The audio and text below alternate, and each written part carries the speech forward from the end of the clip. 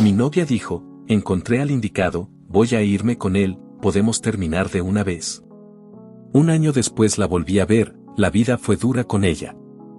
No voy a dar rodeos ni a intentar suavizar lo que pasó.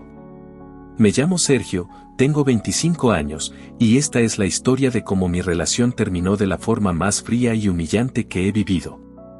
Ese día llegué a casa cerca de las 11 de la noche. Había hecho un turno doble en la oficina, algo que ya era habitual para mí. Trabajo en una pequeña empresa administrativa, no es un empleo glamoroso ni bien pagado, pero era lo que tenía y lo que, según yo, nos mantenía a flote. Recuerdo que subí las escaleras arrastrando los pies, con la espalda rígida y la cabeza todavía llena de números, correos pendientes y llamadas que no se hicieron. Solo quería ducharme, comer algo y dormir. Cuando abrí la puerta del departamento, lo primero que vi no fue a Maya en el sofá ni escuché música ni la televisión encendida. Vi una maleta grande, de esas que se usan para viajes largos, apoyada junto a la mesa. Estaba cerrada, limpia, claramente preparada con antelación. Maya estaba de pie, con el teléfono en la mano, como si estuviera esperando a alguien o algo. No dijo hola. No dijo buenas noches. No me preguntó cómo me había ido. Me miró apenas un segundo y dijo, con una voz sorprendentemente tranquila: encontré al indicado. Voy a irme con él. ¿Podemos terminar? Sentí como si el cansancio de todo el día se concentrara de golpe en el pecho. Me quedé parado, todavía con la mochila colgada de un hombro, sin entender si había escuchado bien. ¿De qué hablas? Fue lo único que pude decir. Ella suspiró y rodó los ojos, como si yo estuviera retrasando algo inevitable. Ya, por favor. Podemos ahorrarnos todo el drama. Estoy cansada y solo quiero irme. Esa frase me dolió más de lo que esperaba. No porque quisiera gritar o llorar en ese momento, sino porque para ella todo parecía un trámite. Como si nuestra relación fuera un formulario más que había que cerrar antes de continuar con su vida. Le pregunté por qué. No recuerdo haber levantado la voz. De hecho, creo que estaba hablando más lento de lo normal, tratando de no perder el control. Ella cruzó los brazos y dijo: porque me iré con el hombre indicado para mí. Seamos sinceros, tú no tienes la capacidad de estar con una mujer como yo. Soy una chica de gustos caros y con tu sueldito en la oficina en la que estás no te alcanza. Me iré con un chico que tiene dinero y que realmente me ama. Porque si tú me amaras, ya habrías dejado ese empleo y habrías conseguido uno mejor. Cada palabra se me quedó grabada. No fue solo lo que dijo, sino la seguridad con la que lo dijo. Como si hubiera ensayado ese discurso frente al espejo. Como si ya me hubiera juzgado y condenado sin derecho a réplica. Sentí una mezcla de rabia, vergüenza y una tristeza muy profunda. Le respondí casi por reflejo. ¿Y tú qué haces? Le pregunté. Llevas 6 meses sin trabajar. Eso pareció molestarle. Frunció el ceño y me miró con desdén. Maya había dejado su empleo medio año atrás, diciendo que no se sentía valorada y que iba a buscar algo mejor. El primer mes enviaba currículums, hablaba de entrevistas que tal vez se concretarían. Al segundo mes, las búsquedas se volvieron esporádicas. Al tercero, ya no hablaba del tema. Al cuarto, simplemente asumió que yo me haría cargo de todo. Mientras ella dormía hasta tarde, yo salía temprano. Mientras ella veía series o salía con amigas, yo hacía horas extra. Nunca se lo eché en cara de forma directa, porque creía que una pareja debía apoyarse en los momentos difíciles. Pensaba que era temporal. Esa noche, sin embargo, todo eso me golpeó de frente. Le reclamé. Le recordé que yo había sostenido el departamento, la comida, los servicios, incluso pequeños lujos que ella pedía sin mucha consideración. Le hablé de los sacrificios que había hecho, cosas que nunca mencioné antes porque me parecían parte del compromiso. Recuerdo haberle contado cómo, muchos días, me saltaba el desayuno para ahorrar. Cómo a veces almorzaba solo un café o una galleta en la oficina para no gastar. Cómo había dejado de salir con mis amigos porque prefería guardar ese dinero por si acaso. Como había vendido una consola que me gustaba para pagar una factura atrasada cuando ella aún no encontraba trabajo. Le hablé de noches en las que me acostaba con hambre, diciéndome que era solo por un tiempo. De fines de semana en los que rechazaba invitaciones porque no podía justificar ese gasto cuando en casa había que pagar el internet, la luz, el alquiler. Mientras hablaba, me di cuenta de algo que me dolió todavía más, ella no parecía sorprendida. No parecía conmovida. Me miraba como si estuviera escuchando a alguien que se queja por algo que, según ella, era su responsabilidad. Dentro de mi cabeza, los pensamientos iban y venían sin orden. Me preguntaba en qué momento dejé de ser suficiente. En qué punto mi esfuerzo pasó a ser invisible. Me cuestionaba si había sido ingenuo al creer que el amor se demostraba resistiendo, aguantando, sacrificándose en silencio. Recordé una vez en particular, unos meses antes. Ella quería celebrar su cumpleaños en un restaurante caro. Yo sabía que no podía permitírmelo, pero aún así dije que sí. Esa semana prácticamente no comí nada fuera de casa. Me llevaba comida de sobra del trabajo o simplemente bebía agua para engañar al estómago. Esa noche, ella sonreía, subía fotos y decía que había sido una velada perfecta. Yo asentía, cansado pero convencido de que valía la pena. Mientras la miraba frente a mí, con la maleta lista y el discurso aprendido, todo eso se sentía absurdo. Le pregunté desde cuándo conocía a ese indicado. No respondió de inmediato. Solo tomó su teléfono, lo guardó en el bolsillo y me dijo que eso ya no importaba. Ahí entendí que, pasara lo que pasara después, esa conversación no era una negociación. Era una despedida. No supliqué. No grité. No lloré. Me senté en la silla más cercana porque sentía que las piernas no me sostenían. Pensé en todo lo que había dado, en todo lo que había dejado de darme a mí mismo, y por primera vez me sentí profundamente cansado. No del trabajo, sino de intentar ser suficiente para alguien que ya había decidido que no lo era. Maya tomó la maleta y se dirigió a la puerta. Antes de salir, se giró y dijo algo más, como si quisiera dejar clara su postura. No recuerdo las palabras exactas, pero el mensaje era el mismo, ella merecía más, y yo no podía dárselo. La puerta se cerró y el departamento quedó en silencio. Me quedé ahí sentado, mirando el espacio vacío donde había estado la maleta, preguntándome cómo alguien puede irse tan convencido de que no deja nada atrás. Esa noche lloré. No hay una forma elegante de decirlo ni una excusa que lo haga sonar menos patético. Lloré sentado en el suelo, con la espalda apoyada contra la pared, todavía con la ropa del trabajo puesta. Lloré hasta que me dolieron los ojos y la cabeza se me volvió pesada.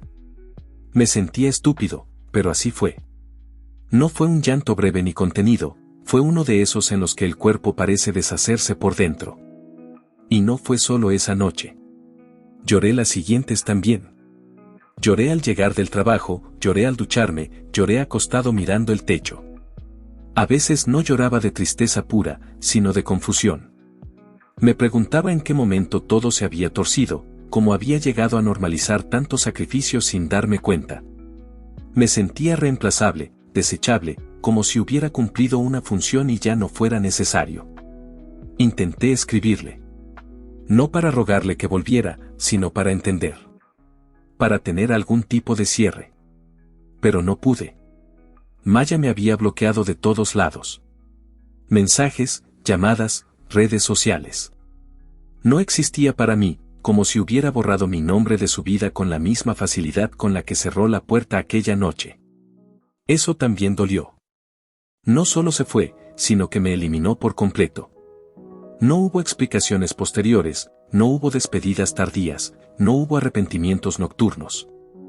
Nada. Las primeras semanas fueron las más difíciles. La casa se sentía demasiado grande, demasiado silenciosa. Me sorprendía a mí mismo cocinando para dos y luego recordando que ya no hacía falta. Había dejado tanto de mí en esa relación que, sin ella, no sabía bien qué hacer con todo ese espacio. Sin embargo, algo extraño empezó a ocurrir durante el primer mes sin Maya. Un día, al revisar mi cuenta bancaria, noté que tenía dinero suficiente.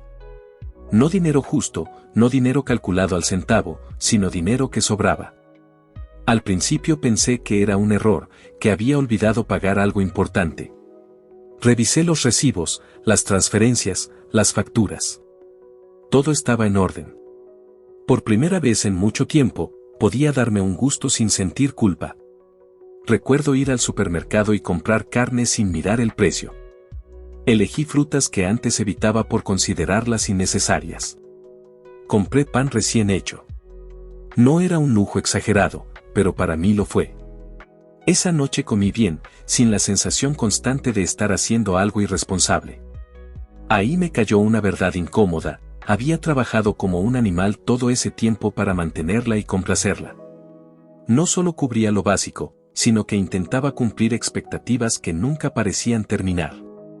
Siempre había algo más que ella merecía, algo más que yo debía esforzarme en conseguir. Durante mucho tiempo me sentí responsable de todo. Incluso ahora, después de que se fue, seguía cargando con una culpa extraña. Parte de esa culpa venía de una decisión que yo mismo había impulsado. Fui yo quien insistió en que Maya se fuera de la casa de sus padres para vivir conmigo. En su momento lo vi como un paso natural. Llevábamos tiempo juntos, decíamos amarnos, hablábamos de futuro. Yo pensé que sacarla de un ambiente que ella describía como restrictivo sería algo positivo. No medí las consecuencias reales. Sus padres no lo tomaron bien. Se molestaron mucho cuando ella se fue. Hubo discusiones, reproches, palabras duras. Ella me contó, entre lágrimas, que prácticamente le dijeron que, si se iba, dejaba de ser su hija. No sé si fue exactamente así o si ella exageró, pero el mensaje quedó claro: su relación con su familia se rompió. Eso me marcó profundamente. Sentí que, de alguna forma, la había dejado sin red, sin apoyo. Y por eso hice todo lo posible para que estuviera bien conmigo. Trabajé más, gasté más, cedí más. Me repetía que era mi responsabilidad cuidarla, porque yo había sido parte de esa ruptura familiar. Con el tiempo, esa responsabilidad se convirtió en una carga silenciosa que nunca compartí con nadie. El primer mes sin ella comí bien. El segundo mes también. Me di cuenta de que ya no necesitaba pedir turnos dobles. Podía cubrir todos mis gastos trabajando lo normal. Podía dormir más. Podía llegar a casa sin sentir que debía justificar cada minuto. Ahí empecé a ver con claridad algo que antes me negaba a aceptar: Maya había estado drenando una parte enorme de mis ingresos. No de forma explícita ni malintencionada, al menos no siempre, pero lo hacía. Sus gustos, sus exigencias, su comodidad. Todo recaía sobre mí. Sin ella, todo lo que ganaba era para mí. Durante esos meses me fue bien. No de manera espectacular, pero estable. Empecé a ahorrar sin proponérmelo. Compré ropa nueva, algo que no hacía desde hacía años. Volví a salir con amigos. Recuperé hábitos que había dejado porque no eran prioritarios. Pasó el tiempo. Dejé de llorar todas las noches. Dejé de revisar mi teléfono esperando un mensaje que nunca llegaría. Su ausencia dejó de doler y empezó a sentirse simplemente como eso, una ausencia. Un año después de la ruptura, me sentía bien. No solo mejor, sino genuinamente bien. Había logrado algo que antes me parecía imposible: compré mi primer auto. No era nuevo ni lujoso, pero era mío. Nunca había podido ni siquiera alquilar uno sin sentir que estaba cometiendo una imprudencia financiera. Ahora lo había hecho con mis propios ahorros, sin endeudarme, sin pedir ayuda. Recuerdo sentarme al volante la primera vez y sentir una mezcla de orgullo y extrañeza. Pensé en todo lo que no había hecho antes por no poder, cuando en realidad sí podía, solo que mis recursos estaban siempre dirigidos a otra persona. Mi vida había mejorado en muchos aspectos. Dormía mejor, comía mejor, trabajaba menos horas y rendía más. Me sentía más tranquilo. Más ligero. Durante todo ese año no supe nada de Maya. No la busqué, no pregunté por ella, no revisé perfiles falsos. Nada. Para mí, había desaparecido por completo. Y, aunque suene duro, Mi vida avanzó sin ella de una manera que nunca imaginé posible cuando la vi salir con esa maleta. Yo creía que perderla me destruiría. Resultó que perderla me devolvió partes de mí que ni siquiera sabía que había perdido. Cuando ya no pensaba en ella y mi vida había tomado un ritmo propio, Maya volvió a aparecer. Fue un día común. Nada especial, nada cargado de significado, al menos al inicio. Era sábado por la mañana y fui a un supermercado nuevo que habían abierto no muy lejos de mi departamento. No era el que frecuentaba siempre, pero había escuchado que tenían buenas ofertas por inauguración. Fui con calma, sin prisas, con la lista mental de la comida de la semana. Era una rutina que había aprendido a disfrutar. Recorrí los pasillos con el carrito medio lleno. Verduras, frutas, cosas básicas. Me sentía tranquilo. Incluso satisfecho. Había algo reconfortante en hacer compras sin calcular cada moneda, sin esa presión constante que antes me acompañaba. Llegué a la sección de salchichonería y carnes frías. Esperé mi turno, revisando los precios y pensando en qué comprar. Cuando por fin me acerqué al mostrador, levanté la vista para pedir jamón. La chica detrás del mostrador me miró fijamente. No fue una mirada profesional ni automática, fue una mirada abierta, sorprendida. Tardó un segundo de más en reaccionar. Yo no la reconocí.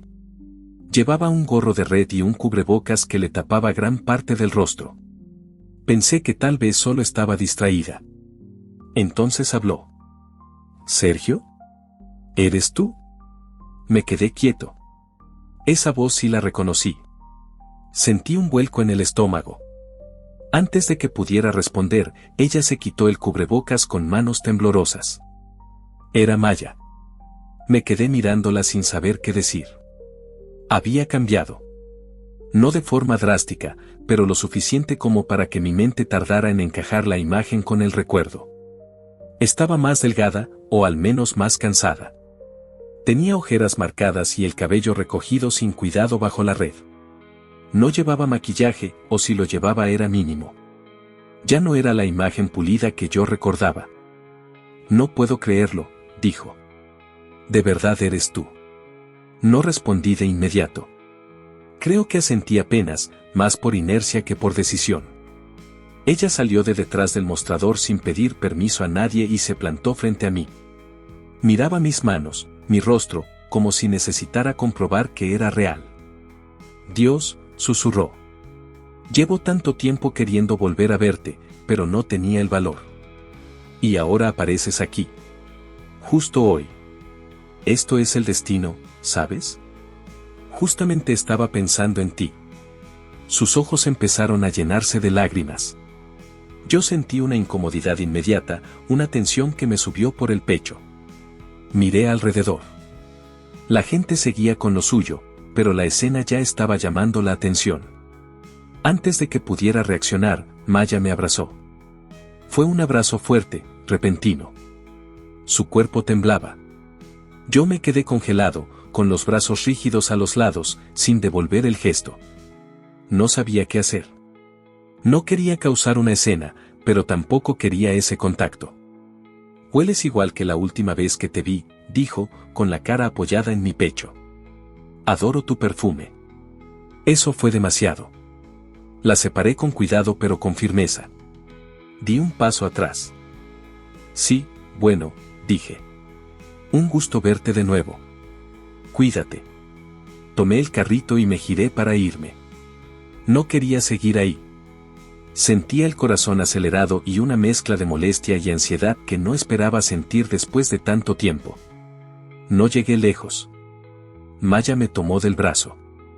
No te vayas, por favor, dijo. Solo quiero que me escuches. Solo un momento. Me detuve. No por ganas, sino porque no quería armar una escena en medio del supermercado. Solté el carrito y la miré. Tenía los ojos rojos y el rostro tenso.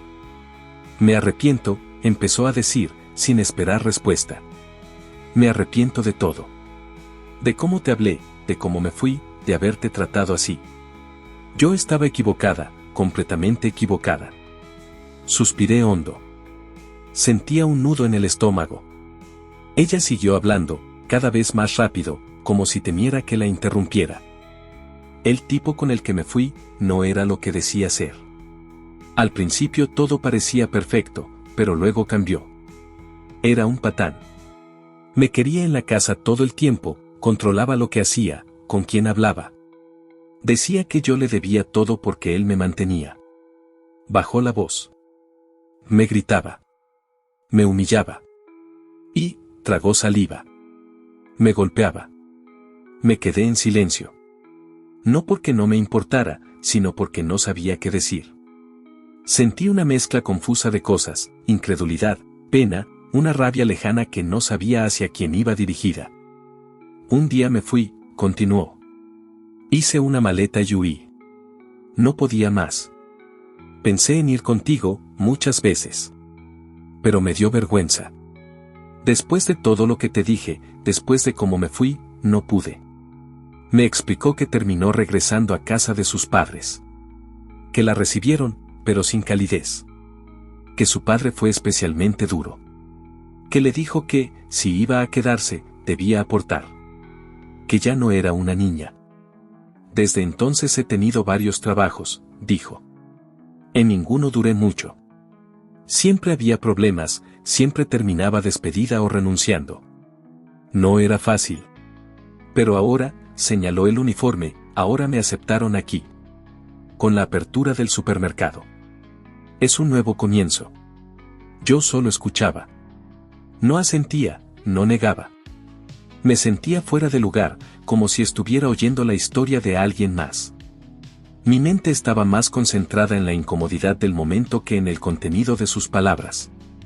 Cuando hizo una pausa, aproveché. Bueno, dije.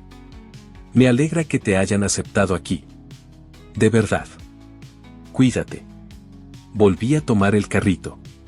Maya negó con la cabeza y volvió a detenerme, esta vez colocándose frente a mí. No, dijo. Por favor. Perdóname. Sé que no merezco nada, pero necesitaba decírtelo. Perdón por haberte menospreciado, por haberte hecho sentir insuficiente. Tú siempre estuviste ahí para mí y yo no lo supe ver. Empezó a llorar abiertamente. La gente ya miraba.